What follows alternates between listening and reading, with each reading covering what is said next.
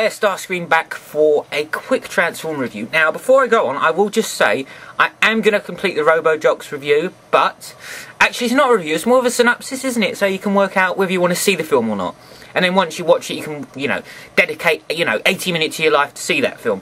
But I'm trying to do you a favour and review it so you get a fair idea. But that will definitely be the next thing I do if you're waiting for it. And if you're not, all of what I've just said means nothing to you. So, on with the review. And it's of Sentinel Prime. Now, let me just say something for a start of. You know, he's initially introduced in the original comics. And I remember this for a fact. Because I remember seeing a comic and the Matrix is being passed to Optimus Prime by somebody who looks vaguely reminiscent of Rodimus Prime. And I've got to be honest, I didn't like Rodimus Prime then, and I sure as hell don't like him now. And I thought, why is Rodimus Prime yellow? And why has he already got the Matrix? I thought Optimus Prime died and gave it to him, and I didn't understand what was going on. So I didn't understand the continuities involved in that, because I was following primarily the cartoon, like most of us were as kids. You got to be honest, the comics were great for pictures and stuff, but the idea of the story I think you appreciate a lot more when you're an adult. I like to think of myself as an adult, but a lot of people tell me I'm not. Anyway, I collect plastic toys, don't I? I say no more. Anyway, so Sentinel Prime was introduced back then, and he's been introduced later on in varying forms. IDW Publishings, I think, was one of them. Sorry, my voice is going. I don't know where it's gone. People are going, yay! And the later, Dreamwave ones is also been produced, and another characterisation of the same person. But what it boils down to is it was a character without any on-screen portrayal and no model kits, no model toys, nothing tangible you could get hold of. Not until now. Sentinel Prime, animated Sentinel Prime, who was originally going to be called Rodimus Prime, I think, if my memory serves, because when the toy was, I went to BotCon, when they were talking about the actual toy to be introduced, I heard rumours that it was going to be Rodimus Prime, and I thought, I don't like that idea too much, and they changed it to Sentinel Prime, and I'm going, I don't like that idea too much either, because he looks like Rodimus Prime, but this guy is brilliant. Now, let's talk about Sentinel Prime before I ramble off and use all my 10 minutes up. Let's talk about the character of this guy, because he's arrogant, hot-headed, egotistical, selfish, self-important, imposing, and downright annoying. Do you think moron sums him up? Maybe so, but, and there's a big but like I usually like to do, I actually really like him. I think it's a great character. Now, I've read this up, that he's voiced by the actor who done the Tick. So that apparently explains the look of him. He's all big up top here and small down the bottom. That's a problem that he's got.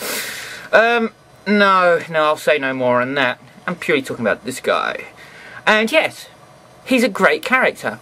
He's well voiced. He's very arrogant. He's so arrogant, it's unbelievable.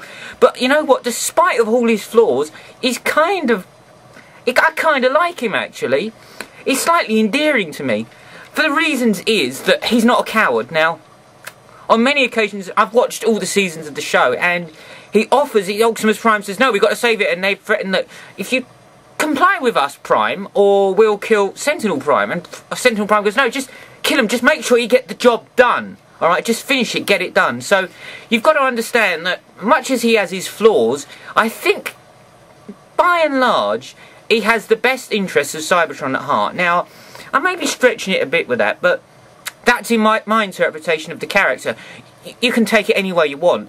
I mean, he's got so many negative qualities, you go on about it all day. He's the one who wanted to go back for Elita 1. Prime said, no, there's no way, her spark's extinguished, we can't go back. And when he finds out what has happened to her, his facial expression says it all. He goes, ooh, an organic.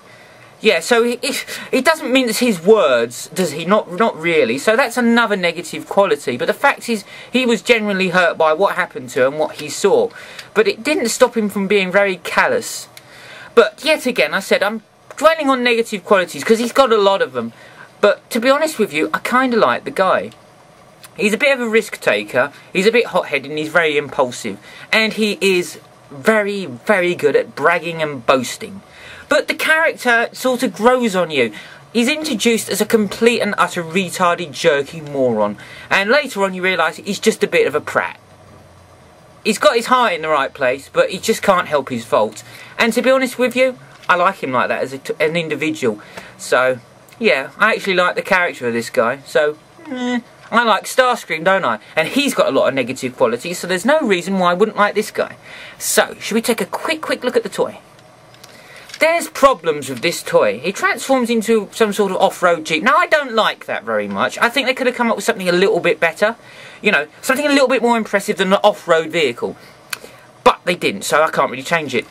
I do like the toy, up until about here. And then we suddenly realise, well, he's, by and large, in all fairness, he should be about this high, shouldn't we? And somebody's gone, and he's that high. So he's out of proportion. Look at his arms. Look, he's like a flipping ape. Look, I didn't design it. I like the toy. I like the facial moulding. Look. Take a look at that. And it's quite reminiscent of his animated counterpart. And the colours I quite like.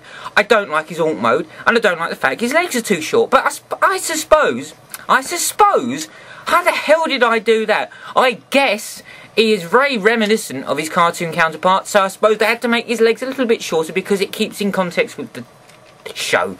I don't know. This is just me speculating on it. But to be honest with you, what I say doesn't really matter that much. I like the toy a lot. If you haven't got it, please do yourself a favour and pick up. It's a great addition to the Transformer collection. And I'm so pleased I didn't go with Rodimus Prime. Apparently, I think it's because apparently Rodimus Prime has never been rude or abrupt or self-important or self-opinionated. Well, that's news to me. Right. That's just a quick review of Sentinel Prime. And you guys, if you haven't got it, get it. Take care, you guys. See you lot out there, and the RoboJocks review will be up soon.